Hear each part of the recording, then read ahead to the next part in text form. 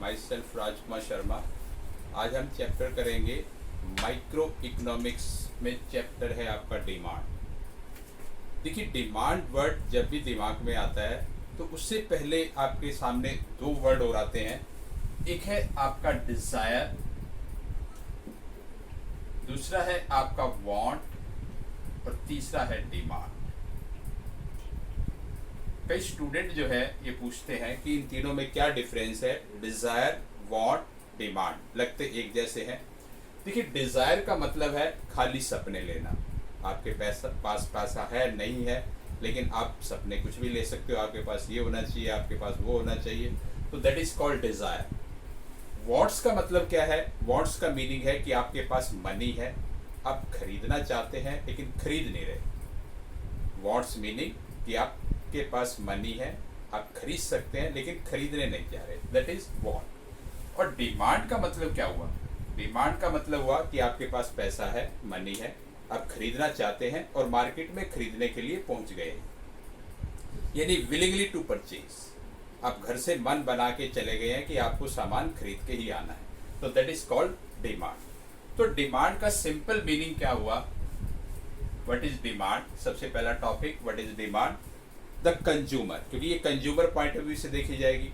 The consumer willingly to purchase the commodity at given price, given time, at particular place is called demand। यानी consumer की जो willingness है सामान को खरीदने की, गुड्स को खरीदने की, उसको प्राइस भी पता है, उसको जगह भी पता है और वो बिल्कुल खरीदने के लिए जा रहा है, तो that is demand. The consumer willingly to purchase the commodity at given price, given time, at particular place is called demand। यानी उसको प्राइस भी पता है, जगह भी पता है और वो खरीदने के लिए चला गया है। फॉर एग्जाम्पल, देखिए, आप अपने फ्रेंड के साथ कोई भी सामान खरीदने जाते हैं, माना रेडीमेड गारमेंट्स का ही कुछ चीज़ आपको खरीदनी है। आप शोरूम में गए, आपके 2-3 फ्रेंड और आपके साथ थे, लेकिन घर से आप मन बना के गए कि आपको सामान खरीदना है, आपको जीन्स लेनी है, ट्राउजर लेनी है, शर्ट लेनी है, तो जेब में पैसे आप डाल के गए घर से पूरा मन बना के। आपके बाकी फ्रेंड्स ने भी बहुत चीज़ें निकलवा के देखी, लेकिन वो डिमांड नहीं कर रहे हैं, डिमांड आप कर रहे हैं, क्योंकि आप घर से पूरा मन बना के गए हैं कि आपको सामान खरीदना है, तो दैट इज कॉल्ड डिमांड। उसके बाद what is demand schedule? First topic is your demand schedule.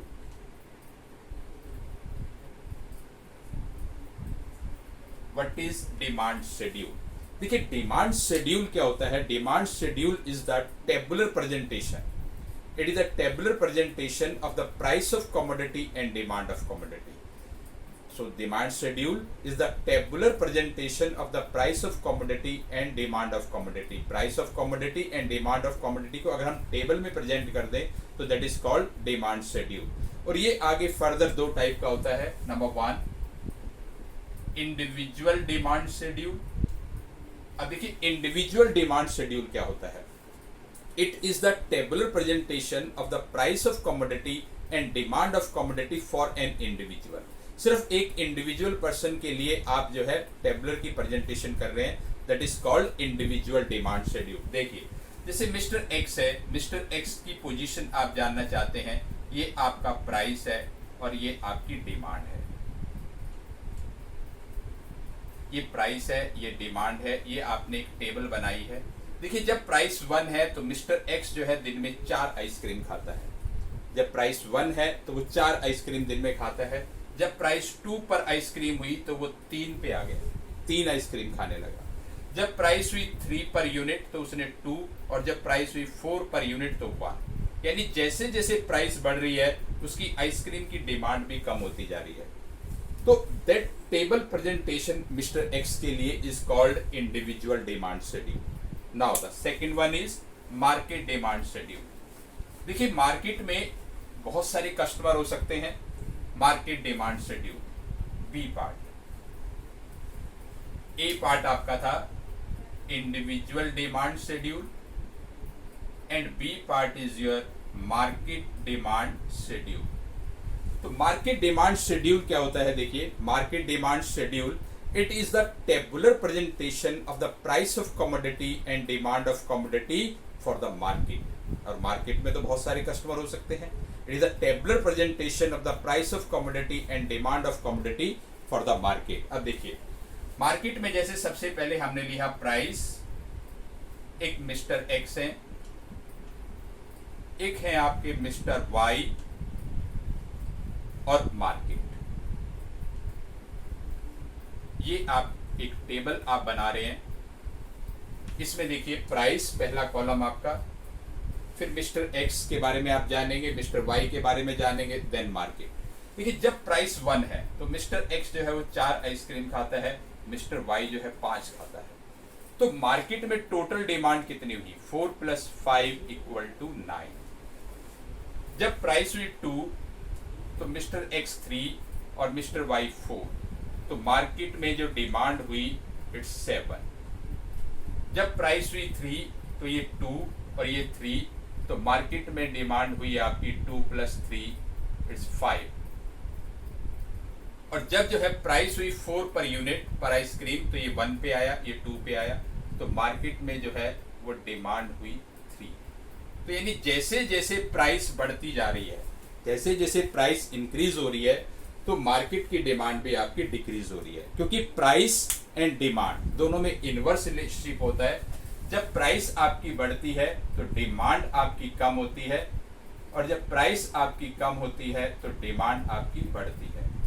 यानी प्राइस और डिमांड में इनवर्स यानी नेगेटिव रिलेशन होता है प्राइस एंड डिमांड में। बट अदर थिंग्स हम कांस्टेंट, वो हम थोड़ा आगे जाके पढ़ेंगे।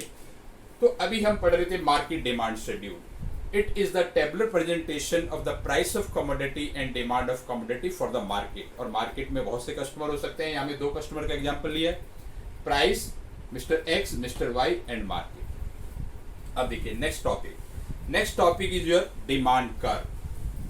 Next topic demand curve. Demand curve,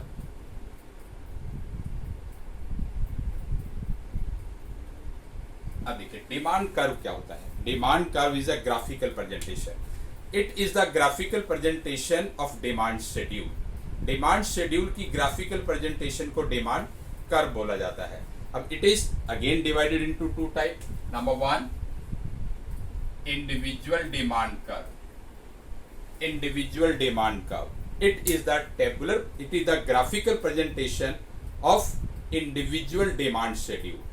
यानी जो हमने टेबुलर प्रेजेंटेशन की थी इंडिविजुअल प्राइस और डिमांड की, उसका अब हमें ग्राफ बनाना है। यानी आप ये कह सकते हैं it is the graphical presentation of price of commodity and demand of commodity for an individual, ये भी कह सकते हैं। और ये भी कह सकते हैं it is the graphical presentation of individual demand schedule. अब देखिए इंडिविजुअल डिमांड शेड्यूल का हम ग्राफ बनाएंगे, तो जरा ध्यान दीजिएगा। ये हमारा एक्स एक्सिस, यहाँ पे हमने ली डिमांड, ये हमारी वाई एक्सिस, और यहाँ पे ली हमने प्राइस। 1 2 3 4 4 3 2 1 1 2 3 4। देखिए इंडिविजुअल डिमांड शेड्यूल में देखिए जब प्राइस आपकी 1 थी, जब प्राइस 1 थी तो आपकी जो डिमांड थी वो थी 4, तो एक पॉइंट आपका ये है। जब प्राइस हुई आपकी 2 तो डिमांड आ गई 3, एक पॉइंट आपका ये आ गया। जब प्राइस हुई 3 तो डिमांड आ गई आपकी 2, 1 पॉइंट इज दैट। और जब प्राइस हुई 4 तो डिमांड आ गई आपकी 1। तो ये 4 पॉइंट आपके पास आ गए। 4 पॉइंट्स को आपने ज्वाइन कर दिया, तो that is called demand curve, और ये हो गया आपका individual demand curve. Now what is market demand curve? Second one is market demand curve. Market demand curve, देखिए मार्केट डिमांड कर्व क्या होता है? It is graphical presentation of market demand schedule. यानी मार्केट डिमांड शेड्यूल जो हमने बनाया है, अगर उसको हम ग्राफ पे प्रेजेंट कर दें तो that is called market demand curve. और इसमें देखिए कैसे हम बनाएंगे इसको, जरा ध्यान दीजिएगा।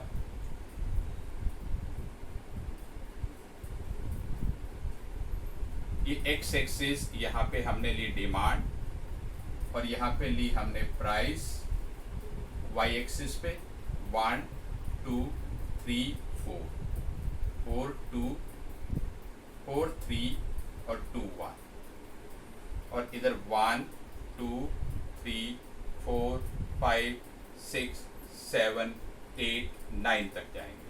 1 2 3 4 5 6 7 8 9। अब देखिए मार्केट डिमांड कर्व का मतलब है कि एक ही ग्राफ में हमें 3 कर्व बनाने हैं, क्योंकि जो मार्केट शेड्यूल में हमने मिस्टर एक्स लिया था, मिस्टर वाई लिया है, उसके बाद मार्केट लिया है। अब पहले हम बनाएंगे प्राइस और मिस्टर एक्स को लेके। देखिए जब प्राइस 1 है तो मिस्टर एक्स की डिमांड थी 4, प्राइस 2 हुई तो वो इसकी डिमांड हुई 3, प्राइस 3 हुई तो उसकी डिमांड हुई 2 और प्राइस 4 हुई तो उसकी डिमांड हुई 1। तो यानी ये हमने एक कर्व बना दिया डी डी मिस्टर एक्स के लिए। अब मिस्टर वाई के लिए प्राइस और मिस्टर वाई, यानी मिस्टर वाई 1 पे उसकी 5 की डिमांड थी और 2 पे उसकी 4 की डिमांड थी और 3 पे उसकी 3 की डिमांड थी और 4 पे उसकी 2 की डिमांड थी। तो ये जो हमने कर्व बनाया डी डी, ये बना दिया हमने मिस्टर वाई के लिए। और अब बनाएंगे मार्केट, प्राइस और मार्केट को लेके। देखिए मार्केट में क्या था, जब प्राइस 1 थी तो मार्केट में डिमांड थी 9 और जब प्राइस हुई आपकी 2 तो मार्केट में डिमांड आ गई थी 7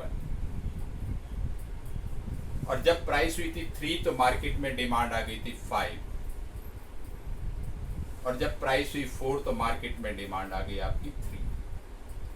तो ये आपने एक कर्व बनाया और that is called market demand curve.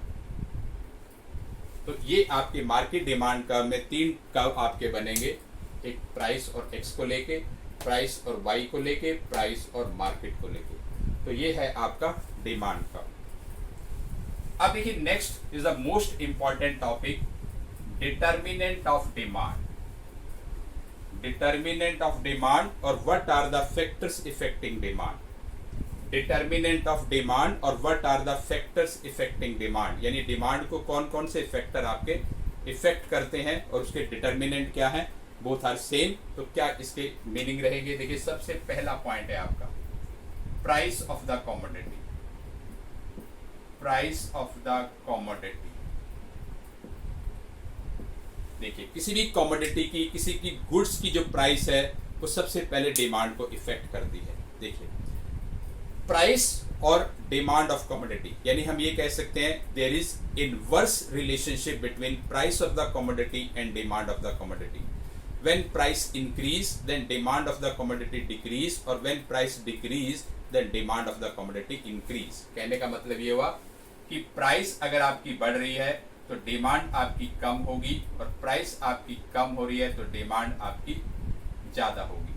तो ये इसमें आपका बताया गया है, एक्सप्लेन किया गया है कि प्राइस बढ़ने से डिमांड कम होती है और प्राइस कम होने से डिमांड ज़्यादा होती है, खरीदने वाले ज़्यादा होते हैं। लेकिन ये नॉर्मल गुड्स के केस में एप्लीकेबल है। अब देखिए सेकंड पॉइंट है price of other commodity. Price of other commodity, price of other commodity में क्या है कि अदर कमोडिटी में देखिए एक है आपकी सब्स्टिट्यूट गुड्स। सब्स्टिट्यूट गुड्स जिसको हम रिलेटेड गुड्स भी कह सकते हैं। सब्स्टिट्यूट गुड्स और रिलेटेड गुड्स, देखिए सब्स्टिट्यूट गुड्स का मतलब क्या है, जो एक दूसरे की जगह पे यूज हो सकती हैं। सब्स्टिट्यूट गुड्स जैसे टी एंड कॉफी, चाय की जगह आप कॉफी पी सकते हैं, कॉफी की जगह आप चाय पी सकते हैं। और दूसरा है आपका जैसे आप पेप्सी और कोक, दोनों का कलर ऑलमोस्ट सेम होता है, यानी जो दो गुड्स आपस में एक दूसरे की जगह यूज हो सकती हैं वो सब्स्टिट्यूट गुड्स होती हैं और जिनको हम रिलेटेड गुड्स भी कह सकते हैं। अब एक दूसरे की प्राइस उसकी डिमांड को इफेक्ट करती है। देखिए जैसे माना एक है आपका टी और एक है आपका कॉफी। अब टी की जो है हम प्राइस लेते हैं और कॉफी की जो है हम डिमांड लेंगे। टी की प्राइस ले रहे हैं, कॉफी की डिमांड ले रहे हैं। अगर टी की प्राइस बढ़ जाएगी, अगर टी की प्राइस इंक्रीज हो जाती है तो लोग कॉफी पीना शुरू करेंगे, तो कॉफी की डिमांड बढ़ जाएगी। और अगर टी की प्राइस जो है कम होती है तो कॉफी की डिमांड दोबारा से क्या होगी, डिक्रीज हो जाएगी, क्योंकि फिर से लोग टी पीना शुरू कर देंगे। यानी टी की प्राइस बढ़ने से कॉफी की डिमांड बढ़ी और टी की प्राइस कम होने से कॉफी की डिमांड कम हुई। लेकिन जो हैबिचुअल है वो एक्सेप्शनल है। वो तो पिएंगे कॉफ़ी, जो कॉफ़ी पीना ही पसंद करता है वो तो कॉफ़ी पिएगा, लेकिन majority of the people, majority of the consumer इस कैटेगरी में आएंगे। अब बी है आपका कॉम्प्लीमेंट्री गुड्स। कॉम्प्लीमेंट्री गुड्स के अंदर क्या होता है? कॉम्प्लीमेंट्री गुड्स होती है विच आर को exist, which can not be use without each other. जैसे इंक एंड पेन, देखिए इंक है और ये पेन है आपका, ये भी आपस में एक दूसरे की प्राइस जो है, इंक की प्राइस जो है पेन की डिमांड को इफेक्ट करेगी। जैसे हमने प्राइस इसकी ली और डिमांड इसकी लेते हैं, अगर इंक की प्राइस बढ़ जाती है तो नेचुरली पेन की प्राइस भी बढ़ेगी, और पेन की प्राइस बढ़ने से उसकी डिमांड जो है वो कम हो जाएगी।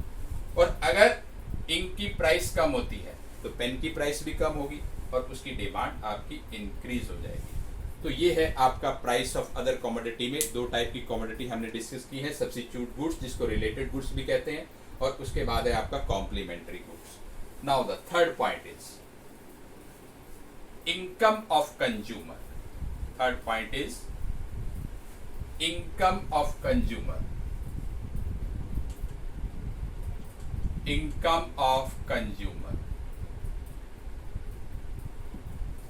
Income of consumer. अब देखिए बेटा, किसी भी कंज्यूमर की इनकम जो है वो डिमांड को तो इफेक्ट करेगी, क्योंकि अगर कंज्यूमर इनकम को हम डिनोट करते हैं वाई से, अगर इनकम इंक्रीज करेगी, अगर इनकम इंक्रीज करेगी तो परचेजिंग पावर बढ़ेगी, परचेजिंग पावर बढ़ेगी तो लोग जो है मार्केट की तरफ भागेंगे, मार्केट की तरफ भागेंगे तो डिमांड क्या करेगी आपकी? इंक्रीज करेगी, डिमांड बढ़ेगी। लेकिन अगर इनकम डिक्रीज कर जाए, किसी वजह से इनकम जो है कम हो, तो नेचुरली लोग अपने घर पे बैठेंगे आराम से और डिमांड जो है वो कम हो जाएगी। यानी इनकम बढ़ने से डिमांड बढ़ती है, इनकम कम होने से डिमांड कम होती है। तो हम ये कह सकते हैं there is a direct relationship between income of consumer and demand of the commodity. Now the fourth point is taste and preference. Taste and preference, देखिए टेस्ट एंड प्रेफरेंस भी डिमांड को इफेक्ट करते हैं। कैसे? जैसे आप माना किसी पर्टिकुलर फ्लेवर जो है आइसक्रीम का वही का आप खाते हैं, आप अपने फ्रेंड के साथ गए और उन्होंने कोई और फ्लेवर आपको टेस्ट करा दिया, आपको बहुत अच्छा लगा, तो आपका टेस्ट उस तरफ शिफ्ट हो जाएगा। यानी when taste shifted to other commodity then demand of the former commodity decrease, तो पहले वाली की डिमांड कम हो जाएगी। ऐसे ही प्रेफरेंस में है कि आप किस चीज़ को प्रेफरेंस दे रहे हैं। देखिए एक फैमिली है, उसके पास दो ऑप्शन है, एक तो वो नया मकान बना सकते हैं और दूसरा अपनी बेटी की शादी कर सकते हैं। तो बहुत से लोग ये बोलेंगे कि हाँ भी बेटी की शादी की जाए, तो जब बेटी की शादी कहेंगे उससे रिलेटेड जितनी भी प्रोडक्ट हैं उनकी डिमांड बढ़ेगी, और बहुत से लोग कहेंगे कि हाँ भाई उसको पहले अपना घर बनाना चाहिए, तो जो घर बनाएगा, घर में जो मटेरियल यूज होगा उसकी डिमांड बढ़ेगी। तो प्रेफरेंस आपकी क्या है उसके हिसाब से भी आपकी डिमांड फ्लक्चुएट होती है, बढ़ती घटती है। अब आपका पांचवा पॉइंट है एक्सपेक्टेशन। एक्सपेक्टेशन, अब देखिए एक्सपेक्टेशन क्या होती है? एक्सपेक्टेशन का मतलब है मार्केट की क्या स्थिति है, क्या उसमें समझ रहे हैं आप। एक्सपेक्टेशन, अब देखिए when expectation in future decrease in price, आपको लगता है कि फ्यूचर में प्राइस कम होने वाली है, यानी आपको मार्केट में गए, वहां जगह जगह बोर्ड लगे हुए थे कि 2 महीने बाद प्राइस कम होने वाली है, 3 महीने बाद प्राइस कम होने वाली है। तो when expectation in future decrease in price, तो प्रेजेंट डिमांड क्या हो जाएगी? डिक्रीज हो जाएगी। यानी आज आप नहीं खरीदोगे, आप सोचोगे 2 महीने बाद खरीद लेंगे। बट इसका दूसरा, when expectation in future increase in price, अगर आपको लगता है कि फ्यूचर में प्राइस बढ़ने वाली है तो आज की डिमांड जो है बढ़ जाएगी। उसके बाद नेक्स्ट पॉइंट है आपका नंबर 6, पॉपुलेशन। पॉपुलेशन, अब देखिए पॉपुलेशन तो बिल्कुल डायरेक्ट है, पॉपुलेशन को हम वैसे n से डिनोट करते हैं पॉपुलेशन। अगर पॉपुलेशन बढ़ती है तो नेचुरली डिमांड भी बढ़ती है, और पॉपुलेशन अगर आपकी कम होती है तो डिमांड भी आपकी कम होती है। उसके बाद है आपका number 7। Number 7 is government policy. ठीक है, number 7th point is government policy. अब गवर्नमेंट पॉलिसी की वजह से भी डिमांड जो है इफेक्ट होती है। Number 7 is government policy. Government policy, government क्या कर सकती है? गवर्नमेंट टैक्स लगाती है। अब टैक्स लगाने से प्राइस बढ़ जाती है, और टैक्स को अगर गवर्नमेंट एग्जम्प्ट कर देती है तो प्राइस कम हो जाती है। तो जब गवर्नमेंट टैक्स इंक्रीज करेगी तो उससे प्राइस इंक्रीज होंगी, प्राइस इंक्रीज होंगी तो डिमांड डिक्रीज होगी। लेकिन अगर गवर्नमेंट टैक्स एग्जम्प्ट कर देती है, टैक्स का रेट कम कर देती है, तो उससे प्राइस कम होगी, प्राइस कम होगी तो डिमांड बढ़ेगी। उसके बाद है आपका number 8, season and climate. Season and climate, season and climate. देखिए सीजन एंड क्लाइमेट भी डिमांड को इफेक्ट करता है। कैसे? अगर विंटर सीजन है, विंटर सीजन में जो है आप वुलन की डिमांड करोगे, वुलन क्लोथ खरीदोगे। लेकिन अगर समर सीजन है तो समर सीजन में आप कॉटन की डिमांड करोगे। तो यानी सीजन और क्लाइमेट भी डिमांड को इफेक्ट करता है। और आपका लास्ट पॉइंट है आपका distribution of income. Distribution of income यानी इनकम का कैसा डिस्ट्रीब्यूशन है। देखिए हमारी कंट्रीज में क्या है कि 20% लोगों के पास ही बहुत अच्छा पैसा है, 80% के पास नहीं है। अगर सबके पास इक्वल डिस्ट्रीब्यूशन ऑफ इनकम हो जाए, सबके पास बराबर का पैसा हो जाए, तो मार्केट की डिमांड बढ़ेगी। लेकिन अगर अनइक्वल डिस्ट्रीब्यूशन रहेगा तो जिसके पास पैसा है वही खरीदेगा, जिसके पास पैसा नहीं है वो खरीदेगा नहीं। तो अनइक्वल डिस्ट्रीब्यूशन में डिमांड कम रहेगी और इक्वल डिस्ट्रीब्यूशन में डिमांड ज्यादा रहेगी। तो ये हमने पॉइंट डिस्कस किए थे आपके डिटर्मिनेंट ऑफ डिमांड और what are the factors affecting demand. Now the next topic हम डिस्कस करेंगे law of demand. Very important topic, law of demand.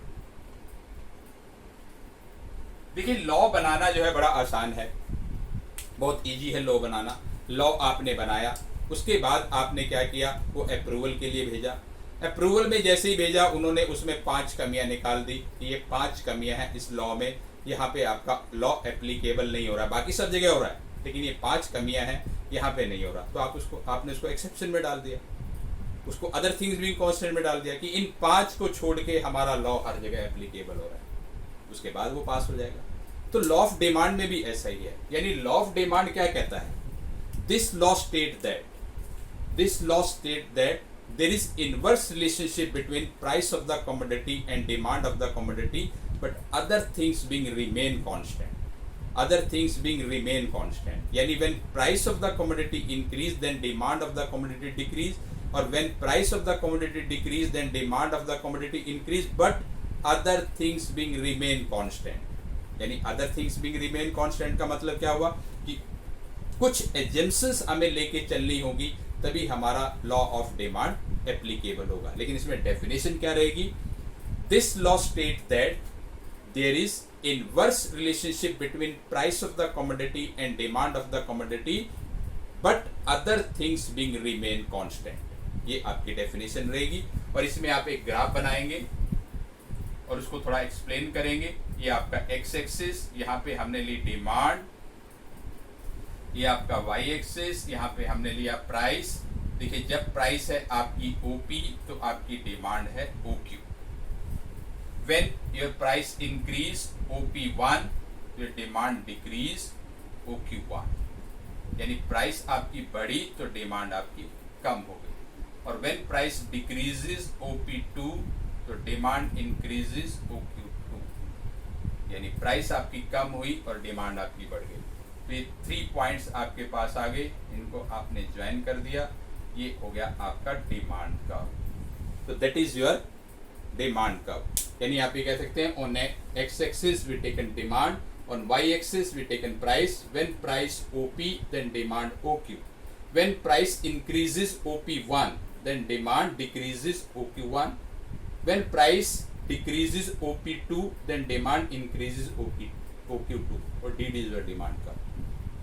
अब पॉइंट इसमें आया आपका other things being remain constant. अब other things being remain constant क्या है, other things being remain constant, और इसको हम कह सकते हैं एजम्पशंस भी कहते हैं, assumptions of the law of demand. Law of demand की क्या एजम्पशंस है, यानी क्या हमें मान के चलना है, तभी हमारा लॉ ऑफ डिमांड एप्लीकेबल होगा, अदरवाइज हमारा लॉ ऑफ डिमांड एप्लीकेबल नहीं होगा। देखिए पहले income of consumer not change, यानी कंज्यूमर की इनकम में कोई चेंज नहीं आना चाहिए, तभी लॉ ऑफ डिमांड एप्लीकेबल होगा। अब देखिए एक तरफ प्राइस बढ़ती जा रही है और इनकम भी बढ़ती जा रही है तो डिमांड तो कम होगी नहीं। तो इनकम कांस्टेंट यानी income of the consumer not change. Number 2 number of consumer not change. देखिए जो नंबर ऑफ कंज्यूमर है वही रहने चाहिए, नंबर ऑफ कंज्यूमर में कोई ज़्यादा चेंज नहीं आना चाहिए। अगर नंबर ऑफ कंज्यूमर में चेंज आ गया तो उससे भी जो है लॉ ऑफ डिमांड एप्लीकेबल नहीं होगा। उसके बाद है price of other goods not change, यानी जो रिलेटेड गुड्स हैं, कॉम्प्लीमेंट्री गुड्स हैं, उनकी प्राइसेस में कोई चेंज नहीं आना चाहिए, तभी लॉ ऑफ डिमांड एप्लीकेबल होगा। और number 4 not any expectation in future change in price, यानी फ्यूचर की कोई एक्सपेक्टेशन नहीं होनी चाहिए, तभी लॉ ऑफ डिमांड एप्लीकेबल होगा। और उसके बाद है टेस्ट एंड प्रेफरेंस में कोई चेंज नहीं आना चाहिए, तभी लॉ ऑफ डिमांड एप्लीकेबल होगा। तो ये 5 पॉइंट आपको एजम्पशन में डाल देने हैं। उसके बाद जो है आपका नेक्स्ट क्वेश्चन इसमें बनेगा exceptions, exceptions of the law of demand. एक क्वेश्चन इसमें कई बार आता है, exceptions of the law of demand. Law of demand की क्या क्या एक्सेप्शन है। देखिए एजम्पशन से भी हम कुछ पॉइंट ले सकते हैं, लेकिन आपको कुछ एक्स्ट्रा पॉइंट लेने हैं एग्जाम्पशन के लिए। पहला पॉइंट है आपका article of distinction. Article of distinction पहला पॉइंट है आपका आर्टिकल ऑफ डिस्टिंक्शन। देखिए law of demand not applicable in case of diamond, carpet, jewellery, because demand of these goods due to high price. देखिए जैसे carpet है, diamond है, jewellery है, इनकी डिमांड मार्केट में तभी है जब इनकी प्राइस ज़्यादा है, और अगर इनकी प्राइस कम हो जाती है तो इनकी ऑटोमेटिकली डिमांड भी कम हो जाएगी। अगर ज्वेलरी आपको 2-2, 3-3, 4-4 रुपए में मिलने लग जाए तो ज्वेलरी की डिमांड कम हो जाएगी। कारपेट आपको 10-10, 20-20, 50-50 रुपए का मिलने लग जाए तो उसकी डिमांड कम हो जाएगी। तो डायमंड, कारपेट, ज्वेलरी जो है इनकी डिमांड, डायमंड अगर आपको 5 रुपए, 10 रुपए, 20 रुपए में मिलने लग जाए तो कोई इसको नहीं खरीदेगा, यानी बहुत कम लोग खरीदेंगे जरूर। तो इसलिए आर्टिकल ऑफ डिस्टिंक्शन में मतलब है का मतलब हुआ कि डायमंड, कारपेट, ज्वेलरी, जो मैंने 3 वर्ड आपको दिए हैं कि इनकी डिमांड तभी है जब इनकी प्राइस ज़्यादा है, और अगर इनकी प्राइस बहुत कम हो जाती है तो इनकी डिमांड भी कम हो जाएगी। तो law of demand not applicable on these goods. उसके बाद नंबर 2 है इग्नोरेंस। इग्नोरेंस, देखिए इग्नोरेंस में क्या होता है कि कई बार इग्नोरेंस की वजह से भी लॉ ऑफ डिमांड एप्लीकेबल नहीं होता। Some peoples thinks higher price goods are better than lower price. कुछ लोगों का मानना ये होता है कि जिसके प्राइस टैग बहुत अच्छा है वो बहुत अच्छी है, और जिसका प्राइस टैग बढ़िया नहीं है वो बढ़िया नहीं है। जैसे फॉर एग्जांपल आपको किसी पार्टी में जाना है और आपके पेरेंट्स आपको लेके गए शोरूम में कि एक पार्टी के लिए जरा ड्रेस आप देख लीजिए। अब जैसे शोरूम में गए वहाँ पे टैग लगे हुए थे 500, 1000, 1500, 2000, 3000, 5000, 10,000, ऐसे टैग हर ड्रेस पे लगे हुए थे। तो अब 500 की तरफ तो देखोगे भी नहीं। अगर आपने एक बार 500 की तरफ देख लिया, सबको देख लिया, और लास्ट जो टैग था आपका वो 10,000 का था, 10,000 तक आप चले गए, तो इसका मतलब क्या, आपकी बीच में मिड में अपने जेब के हिसाब से मिड में जाके रुकोगे, यानी 2, 2.5, 3 हज़ार की रेंज पे आप जाके रुकोगे, क्योंकि आपके दिमाग में ये है कि higher price goods are better than lower price. अब आपने पार्टी के लिए खरीद लिया, पार्टी के लिए माना आपने 5,000 की ड्रेस लेके आए। अब 5,000 की ड्रेस लेके आए, उस पार्टी में आपने पहनी, उसके बाद 6 महीने बाद कोई फंक्शन आया, वहाँ पहनी, और पिछले 5-6 साल से वो ड्रेस आपके पास पड़ी हुई है, और 5-6 साल में मुश्किल से आपने जो है वो 4 बार पहनी है, और फिर भी आप ये कह रहे हैं कि 6 साल से ड्रेस चल रही है। और एक शर्ट जो है आप लेके आए 200 रुपीज़ की, और एवरी अल्टरनेट डेज पे उसको आप पहने जा रहे हैं, और 6 महीने में अगर वो फट जाती है तो आप कहते हैं बहुत ही बेकार थी। तो कैसे, उसका रिपीटेशन तो देखिए। तो कई बार इग्नोरेंस की वजह से, लेकिन ब्रांडेड जो है वो डिफरेंट है, उनमें एप्लीकेबल नहीं है। लेकिन जनरली जो माइंड है लोगों का, वो कंज्यूमर का, वो ये रहता है कि higher price goods are better than lower price, तो वहां पे भी लॉ ऑफ डिमांड एप्लीकेबल नहीं होता। और आपका लास्ट पॉइंट है गिवन गुड्स। देखिए गिवन गुड्स क्या होती है, these are lower category goods माना जाता है इनको। गिवन गुड्स में क्या होता है कि अगर इनकी प्राइस बढ़ती है तभी इनकी डिमांड बढ़ती है, और अगर इनकी प्राइस कम होती है तो इनकी डिमांड भी कम हो जाती है। तो ये है आपकी गिवन गुड्स। इसमें एक एग्जांपल बुक में लिया हुआ है आपका टोन मिल्क, लेकिन टोन मिल्क तो आजकल डॉक्टर सबको ही बोल देते हैं, जिसको भी थोड़ी सी प्रॉब्लम होती है उसको टोन मिल्क पीने को बोल देते हैं। तो वो एक लोअर कैटेगरी गुड्स नहीं हुई। लोअर कैटेगरी गुड्स का मतलब हुआ आपका कि जैसे माना आपका गेहूं और बाजरा, अब गेहूं अच्छी क्वालिटी मानी जाती है, बाजरा थोड़ा लोअर क्वालिटी माना जाता है, क्योंकि कुछ ही एरिया में बाजरा को कंज्यूम किया जाता है। अब बाजरा जो है वो गेहूं से थोड़ा सस्ता होता है, ठीक है, तो उसकी जो खिचड़ी लोग बहुत खाते हैं, उसकी रोटी बहुत लोग खाते हैं, लेकिन उसकी प्राइस थोड़ी कम है। लेकिन अगर बाजरे की प्राइस 200 रुपीज़ के हो जाए, 500 रुपीज़ के हो जाए, तो लोग जो है अपने फंक्शन में एक स्पेशल स्टॉल लगाएंगे कि बाजरे की रोटी और बाजरे की खिचड़ी। तो उससे क्या है कि उसकी डिमांड बढ़ जाएगी, प्राइस बढ़ने की वजह से। उसकी प्राइस कम है तो उसकी डिमांड भी कम है। तो these are the exceptions of demand. तो आज के लिए हम इतना ही डिस्कस करेंगे, बाकी नेक्स्ट टाइम